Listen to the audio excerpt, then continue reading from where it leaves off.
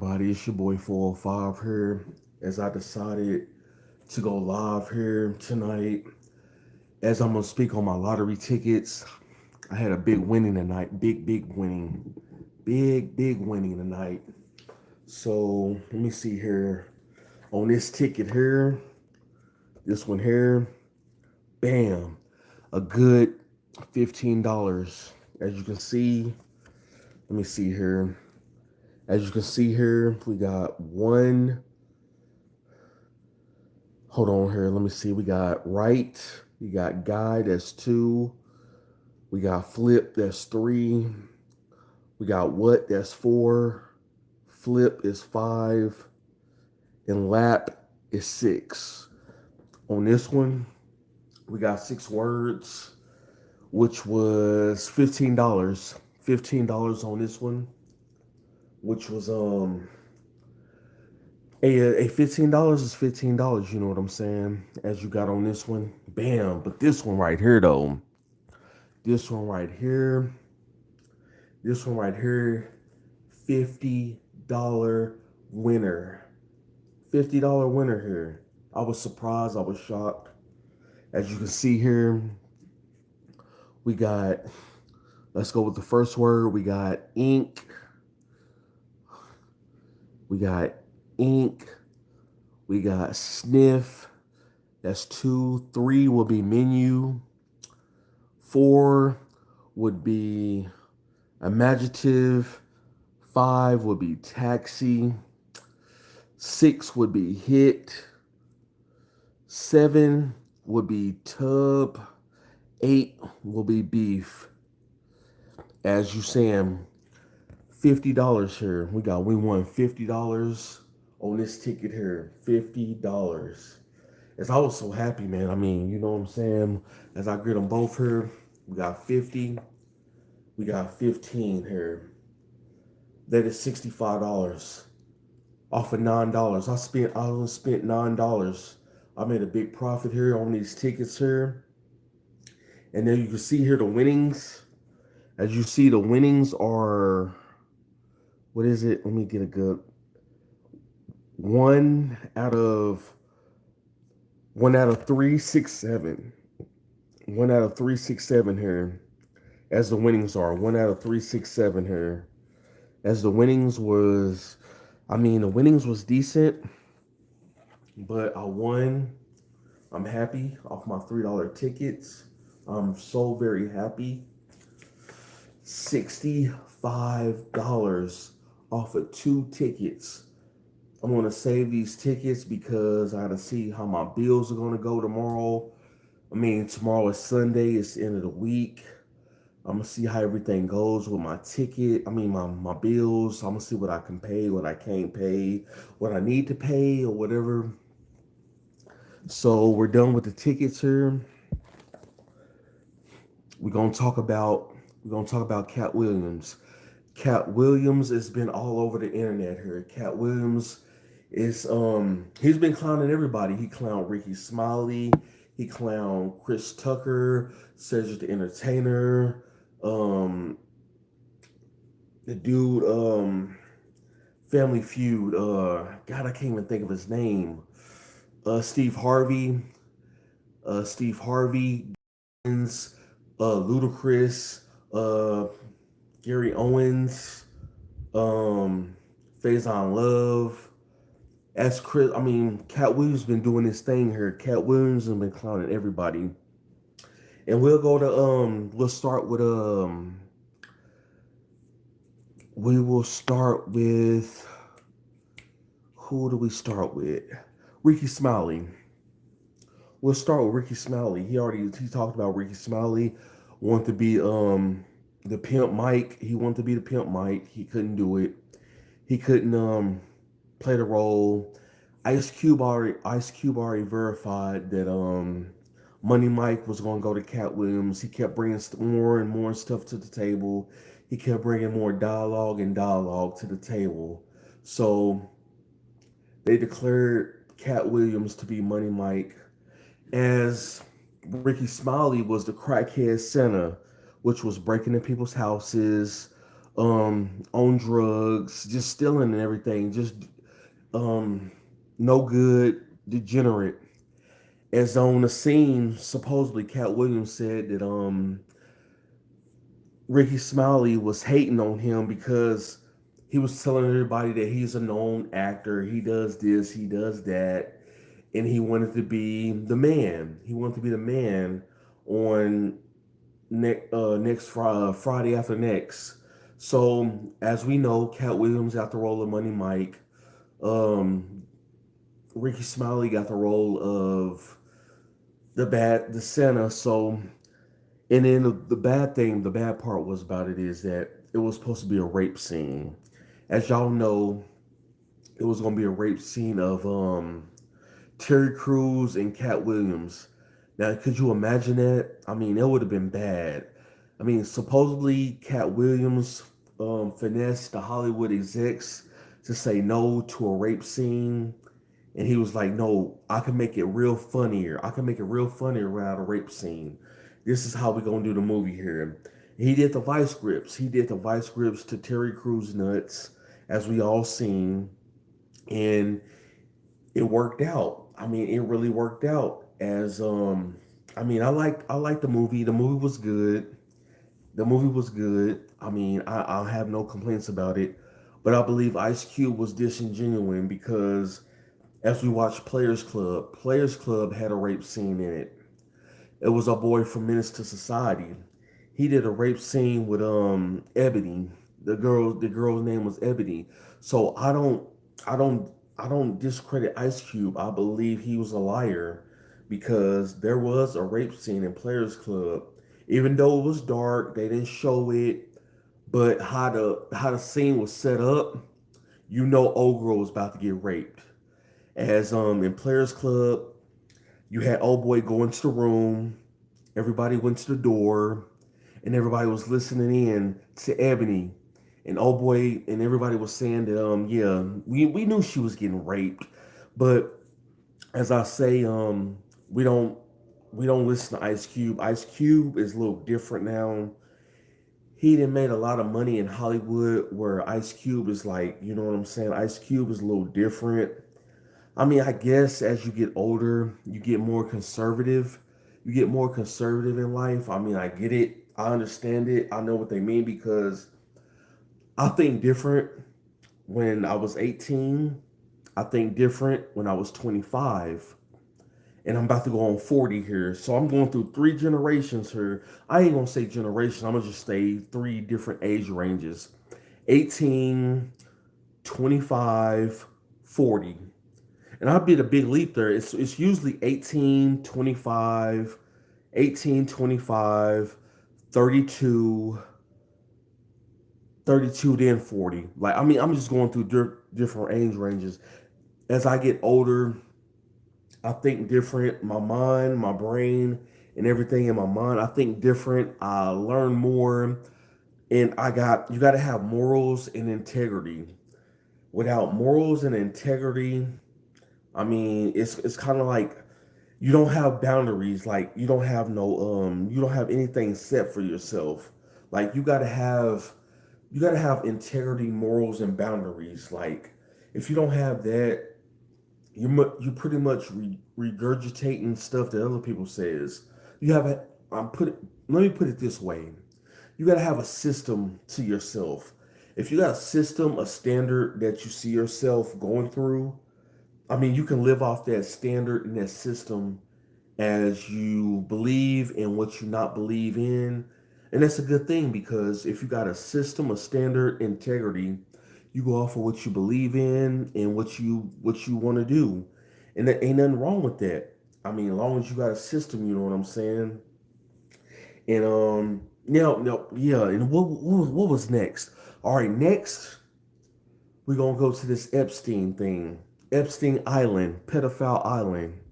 As we got the Epstein thing, we got Bill Clinton, we got Prince Andrew, we got Hillary Clinton, we got Alan Dershowitz, we got Chris Tucker, we got it's a lot of names on there. I'm just naming a few right now. I'm trying to think off the top of the dome, but it was a lot of people that took these flights on Epstein Island, and these people are known big shots, big players on. I mean, in part of the game, that's what you do. I mean, if you're a millionaire or billionaire, you go to these parties, you go to these islands, you try to learn what you can from these people because let's really think about it. You can either learn something from these people, you can monetize your portfolio from these people.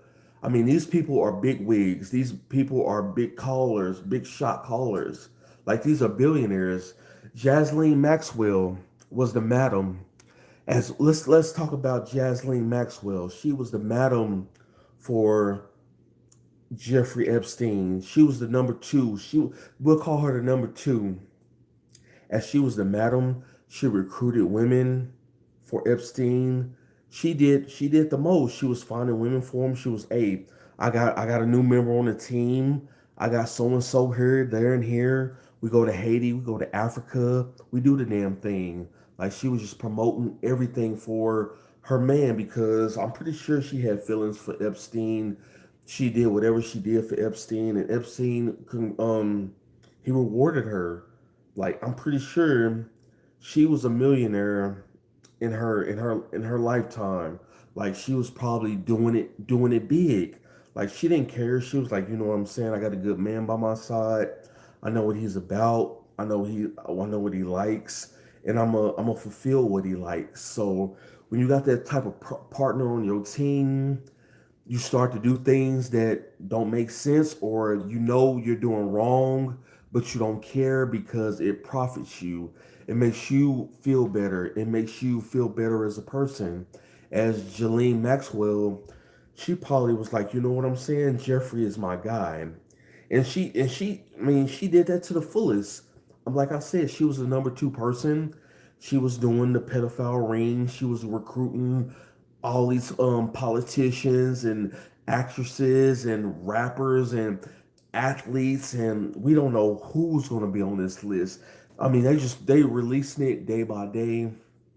It's going to be some names on this list that's going to be hard to like swallow. But you got to realize though, these people, I mean, they chose to do what they did though, because you got to think, man, it's a lot of evil in this world. It's a lot of evil in this world. And when you rub shoulders with billionaires that are pedophiles and like them young, hey man, you don't know what kind of trap you're gonna fall into. And that's the way it is. I look at Bill Clinton. Bill Clinton, he cheated on his wife. He lied. He did drugs. He distributed cocaine all through Arkansas. Bill Clinton was dirty. I mean, real dirty president. I grew up in that era. I mean, I remember Bill Clinton. I mean, the dude did a good job with the deficit. That's the only thing I can give credit for, Bill Clinton. I mean, ain't nobody did what he did with the deficit. He made sure when he left president office that we was in a surplus. I think to this day, he might be the only president that did 8 years and left us in a plus sign.